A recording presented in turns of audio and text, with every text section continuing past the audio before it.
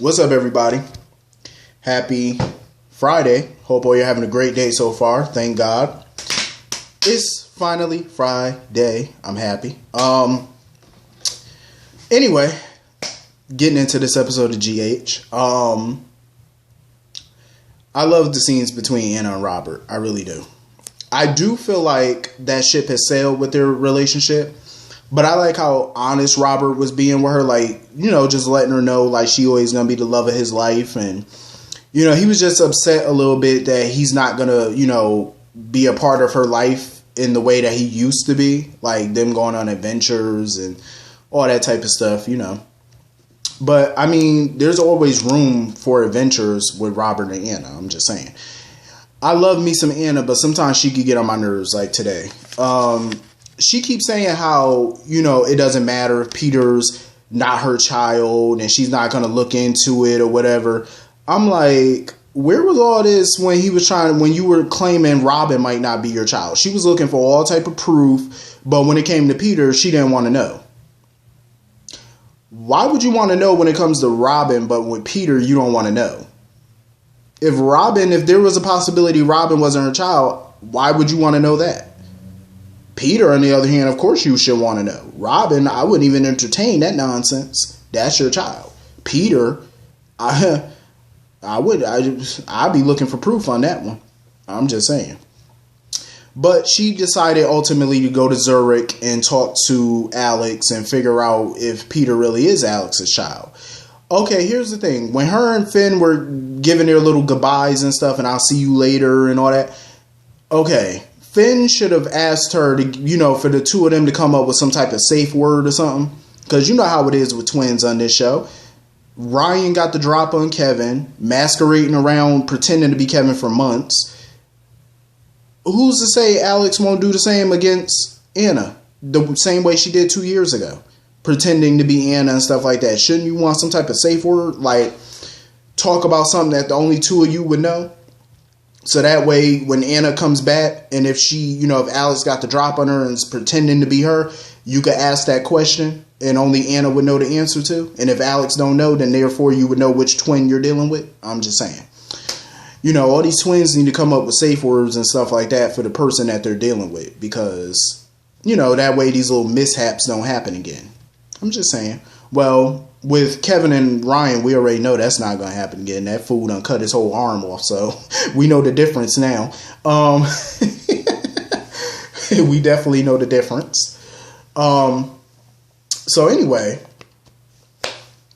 Curtis. Curtis is a very smart person, but today he was just like, Curtis, why would you think that Ryan would want money? Curtis sitting there talking about name your price. You really think a man who's going to prison or to Ferncliff for the rest of his life needs money? You really thought that? Really? You already know it wasn't about money. Basically, Ryan don't want capital punishment. He wants to make sure he's not on death row. Which I figured that's what he was going to bargain for, of course. So that's not really a shock. I mean, I knew Ryan was going to want to get out of prison. I knew that. So basically, he trying to bargain, talking about, I want the charges dropped. Ryan, are you insane? You really thought they were going to drop charges against you? I actually agreed with Jordan when she said, no, we're not negotiating with him. I agree. I understand that kidney is important to get for Jordan. And Jordan was wrestling with that the whole time. Because she definitely didn't want to end up owing Ryan Chamberlain. Which I don't blame her. But at the same time, I mean, yeah, Ryan's a serial killer, but if his kidney can do some good for somebody, and why not use it? I'm just saying. But there's no way I would negotiate with him. There's no way. Death penalty? Maybe. I would definitely negotiate that. I mean, but him not going to prison at all? No. That's out the question. That is out the question. See, Ryan thought that they were so desperate enough that they would drop the charges in its entirety. That's not going to happen. There's no way Jordan would be okay with that. There's no way Laura would, sanction something like that. There's no way the DA would go for something like that. No way. No dice. I figured that wasn't going to happen. So, of course, Curtis came up with an idea, a plan. And Finn is going to go along with it, I'm sure.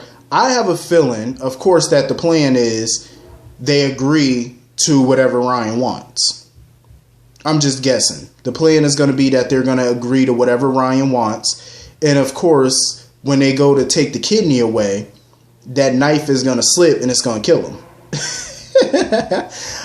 I wouldn't put it past Finn to do that. You know, I like Finn's little sneaky side to him. You know, he got a good little sneaky side.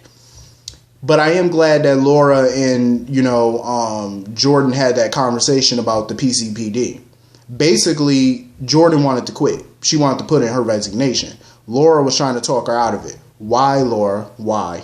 Don't talk her out of it. Let her quit, please. But Laura basically told her she's not going to let her quit and that she'll hire an interim commissioner until Jordan comes back. I hope the interim commissioner is either Robert or Mac. I would take either or. Because I'm pretty sure Tristan Rogers is not staying on the show long. So I would take him or Mac, whichever one. Not a problem. Him or Mac. Pick one. Either one is fine with me. So anyway, moving on. What are the writers doing with Maxie? I mean, what are we doing? So first she's running around trying to prove Sasha's not Nina's daughter. Now she's trying to play matchmaker and Cupid for Lulu. Trying to figure out how to get Dante back to town. I'm like, listen, I just feel, judging by this writing, I feel like the writers don't know what to do with Maxie. Based off of this writing. I don't think they know. It's evident when you watch the show. They don't know what to do with her. I have quite a few ideas. Now that Jax is running Crimson now with Nina, why not put Maxie more into that story? I'm just saying. I mean, you know, with all these big ideas Jax have, this is where Maxie would shine the best. I'm just saying. This is her element. I mean, Jax is talking about putting more money behind, you know, exotic locations and more, you know, stuff like that. This is where Maxie shines. Let her do that. You know, let her focus more on that. I like the fact that she's trying to be a good friend to Lulu. You know, well, not trying, but she is a good friend to Lulu. By getting her reunited with her husband. But we all know Dominic isn't coming back anytime soon, so I really think that this potential storyline is a bust, so there's no point in going down this road. And how are they planning on finding him anyway? He's in a location, an undisclosed location, so how are you going to find him? Unless she goes to Robert and asks, and I'm pretty sure Robert isn't going to give her that information, so I doubt it. Dante will come home when he feels he's mentally ready to come home. End of discussion. That's it. I can't say that I blame, you know, Lulu for feeling the way that she feel. You know, like she understands why Laura forgives Kevin, but for right now, she, you know, every time she see Kevin, she see Ryan. Felicia went through the same thing though, back when Ryan first terrorized her. You know, when she saw Kevin, she just couldn't help but keep seeing, you know, Ryan. So it took her a long time to kind of warm up to Kevin 2 years ago. Took her a while. And I don't blame them, you know.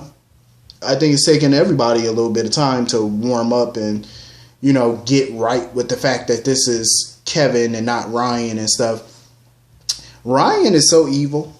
Like, this fool was basically bargaining his kidney. Like, he's sitting there talking about something, oh, I'm open to offers.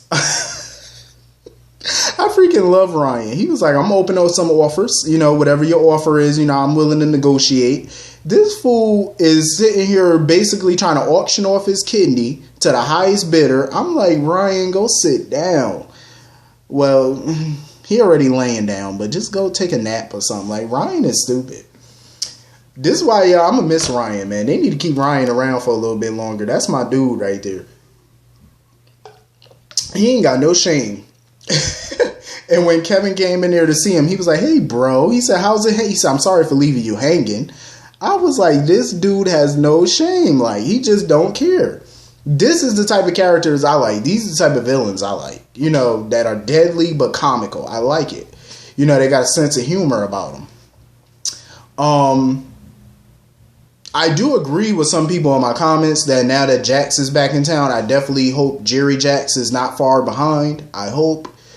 Because we ain't seen Jerry in God knows how long. I forgot when the last time I seen Jerry Jax. I can't even remember the last time we saw Jerry. think it was a few years back. I want to say 2015, 2014. I want to say. Correct me if I'm wrong. I just can't remember. I just know it's been a while. But it'd be cool to see my guy Jerry. We need good villains again, and Ryan has definitely been doing it. Ryan has been keeping me entertained every day. I enjoy it. So now that we got all of that out the way, my girl Ava, she had her bail hearing today. Scott had to let Ava know. He was like, Ava, do not say nothing. He said, don't just keep straight answers. Because he know Ava, she will go off script and say some stuff she ain't got no business saying to that judge. So I'm glad Scott kind of reeled her in. Like, just say this, do this, do that. Keep your health, sit up straight. You know what I'm saying? Like, he had to, really, let Ava know, this is what you do. Hold your posture like this. Do this, say this. Hold your neck up like this. Don't piss this judge off. Like, he had to school her real quick because he was like, I am not about to get your bail revoked. We need to get you some bail real quick. I don't need you saying nothing or doing nothing to jeopardize your bail.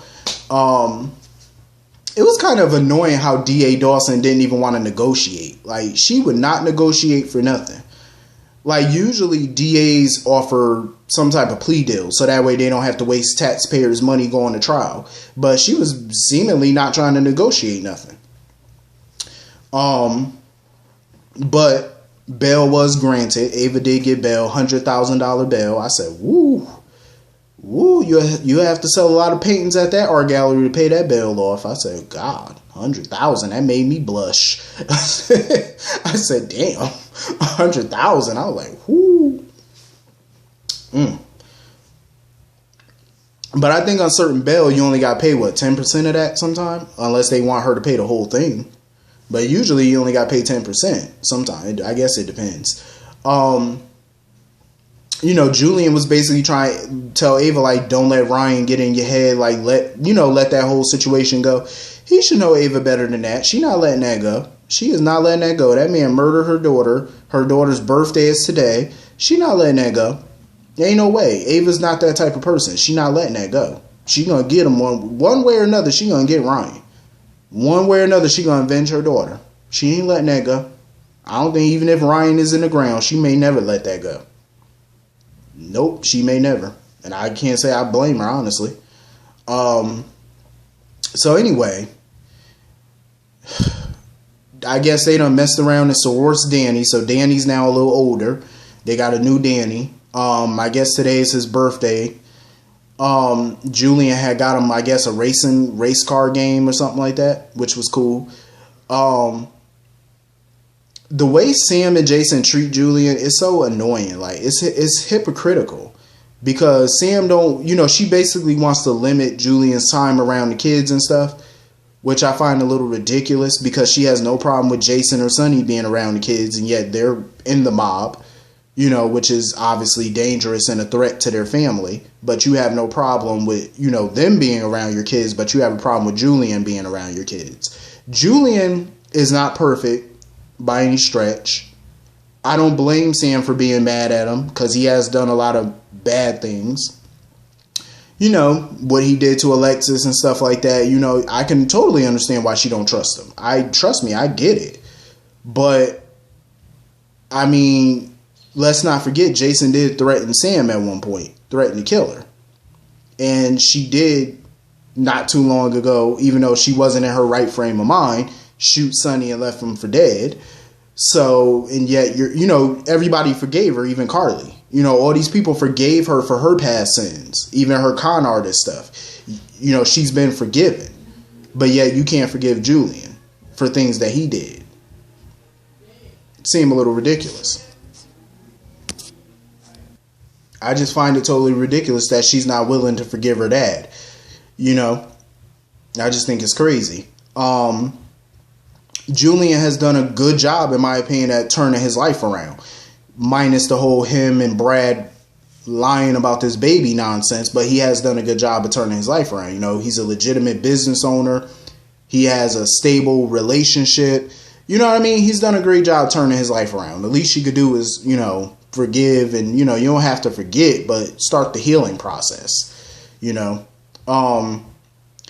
Of course, I did not care for the scenes between her and Jason, talking about moving back in together, him moving back to the penthouse and stuff. You know, that's all fine and well. Good for you. Kudos to you. I kind of did like the scenes of her and Jason and Danny playing with his toys and stuff like that for his birthday. But Jason, sir, you are missing one other child that you never see. Jake, you remember him. You're missing him. Where's he? I don't ever see Jason with him. But I digress, I guess. I'm just saying, like, you know, if you're going to be around one child all the time, you might as well go get the other one, too. I mean, how come Jake couldn't hang out with Danny on his birthday? That is his brother. Priorities. So anyway, this was a cool little episode. I enjoyed certain parts of it. But hit the comment section. Let me know what y'all thought about it. I will see you all Monday. Hope you have a wonderful, wonderful weekend. Hope you have a great Friday. See you all later. Have a great day. Peace.